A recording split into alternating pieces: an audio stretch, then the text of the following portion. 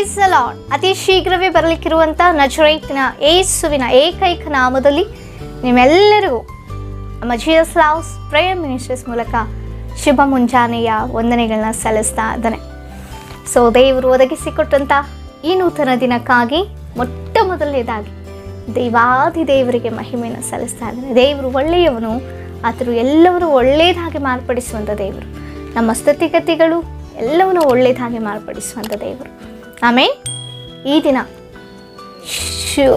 ಒಂದು ಉನ್ನತವಾಗಿ ಒಳ್ಳೆಯ ದಿನವಾಗಿ ದೇವರು ನಮಗೆ ಏರ್ಪಡಿಸಿ ಕಳೆದ ರಾತ್ರಿ ಎಲ್ಲ ಸುಖ ನಿದ್ರೆಯನ್ನು ಒದಗಿಸಿಕೊಟ್ಟು ಮುಂಚಾನೆಯೇ ಸಜೀವವಾಗಿ ಎದ್ದು ಆತನ ವಾಗ್ದಾನದ ಮೂಲಕ ಈ ದಿನವನ್ನು ಪ್ರಾರಂಭಿಸಲಿಕ್ಕೆ ದೇವರು ನಮಗೆ ಒಂದು ಧನ್ಯತೆಯನ್ನು ಒದಗಿಸಿಕೊಟ್ಟಿರುವಲ್ಲಿ ಈ ದಿನ ದೇವರು ನಮಗಾಗಿ ನಮ್ಮೆಲ್ಲರಿಗಾಗಿ ಏರ್ಪಡಿಸಿದಂಥ ವಾಗ್ದಾನ ವಾಕ್ಯವನ್ನು ಧ್ಯಾನಿಸೋಣ.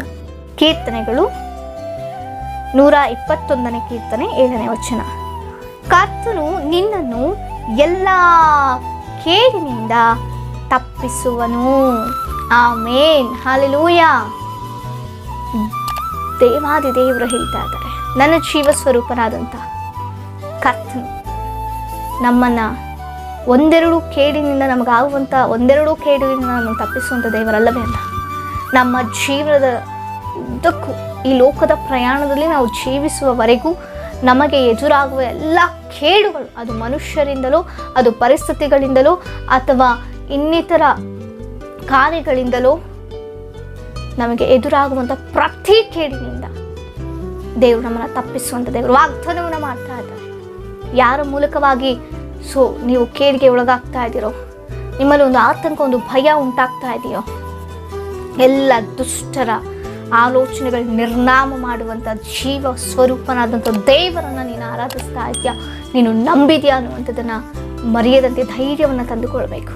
ಎಸ್, ಜೀಸಸ್ ಲಾರ್ಡ್ ನನ್ನ ಎಲ್ಲ ಕೇಡಿನಿಂದ ತಪ್ಪಿಸುವಂಥ ದೇವರು. Amen, hallelujah. ಪ್ರತಿ ಕೇಡಿನಿಂದ ತನ್ನ ನಾವು ಮಹಿಮಾರ್ಥವಾಗಿ ಒಂದು ಅನಾರೋಗ್ಯದ ಕೇಡು, ಆರ್ಥಿಕ ಪರಿಸ್ಥಿತಿಗಳಿಂದ ಕೇಡು ಸಂಭವಿಸ್ತಾ ಇರ್ಬೋದು, ಅವಮಾನಗಳನ್ನು ನಾವು ಬರೆಸ್ತಾ ಇರ್ಬೋದು, ಪ್ರಾಣಕ್ಕೆ ಹಾನಿಯಾಗುವಂಥ ಕೇಡು ನಮಗೆ ಸಂಭವಿಸ್ತಾ ಇರ್ಬೋದು.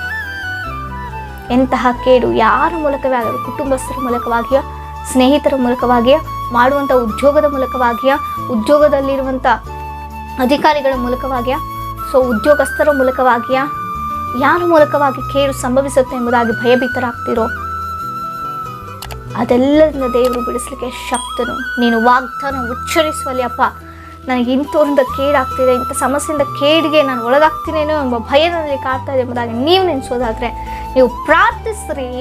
ದೇವರು ಹೇಳ್ತಾ ಇದ್ದಾರೆ, ಕರ್ತನು ನಮ್ಮನ್ನು ಎಲ್ಲ ಕೇಡಿನಿಂದ ತಪ್ಪಿಸುವನು ಎಂಬುದಾಗಿ.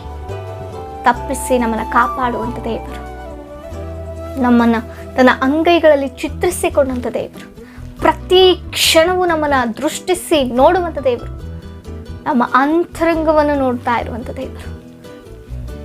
ಯಾವ ಭಯ ಭೀತಿ ಇಲ್ಲದಂತೆ ನಂಬಿ ವಿಶ್ವಾಸದಿಂದ ನಾವು ಪ್ರಾರ್ಥಿಸುವಾಗ, ದೇವರ ಸನ್ನಿಧಾನದಲ್ಲಿ ನಾವು ಮೊರೆ ಇಡುವಾಗ, ದೇವರು ಖಂಡಿತವಾಗಿಯೂ ಪ್ರತಿ ವಿಪತ್ತಿನಿಂದ, ದೇವರ ಆಪತ್ತಿನಿಂದ, ಕೇಡು ಗಂಡಾಂತರಗಳಿಂದ, ಎಲ್ಲ ಉಪದ್ರವಗಳಿಂದ ಬಿಡಿಸ್ಲಿಕ್ಕೆ ಶಕ್ತನಾದರೆ ನೀನು ಮಾಡಬೇಕಾದ ಕೆಲಸ ಏನು ಗೊತ್ತಾ?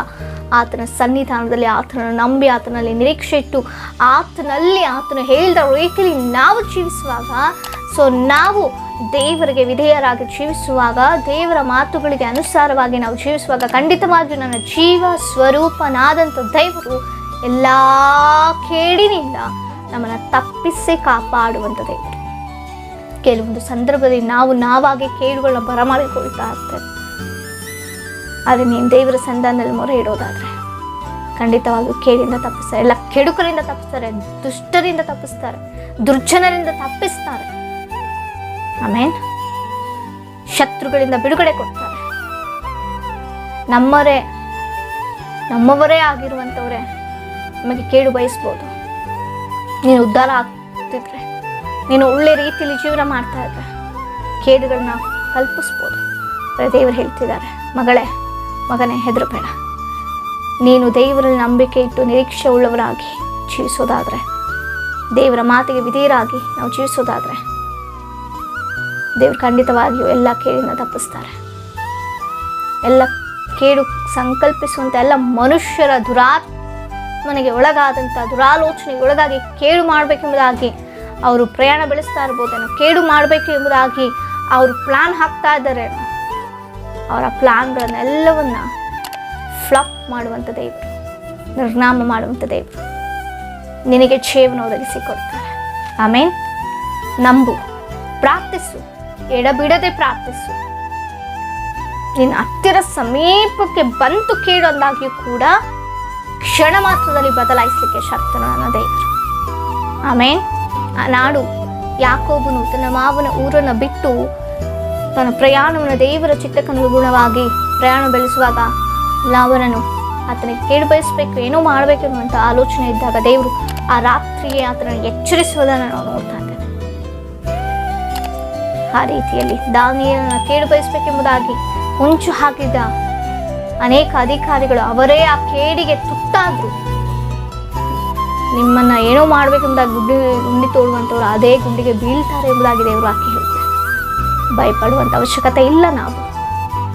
ನಾವು ಪ್ರಿಯರಾದ ಮಕ್ಕಳು ದೇವರಿಗೆ, ನಮ್ಮನ್ನು ಕಾಪಾಡುವಂಥ ದೇವರು. ನಿಮ್ಮ ಏನೇ ಪರಿಸ್ಥಿತಿಗಳಿದ್ರು ಕಮೆಂಟ್ಗಳ ಮೂಲಕ ನಿಮ್ಮ ವಿಜ್ಞಾಪನೆಗಳು ನಮಗೆ ತಿಳಿಸಿಕೊಡಿ. ಅನೇಕರು ತಿಳಿಸ್ತಾ ಇದ್ದೀರಿ, ನಿಮಗಾಗಿ ನಾವು ಪ್ರಾರ್ಥಿಸ್ತಾ ಇದ್ದೇವೆ.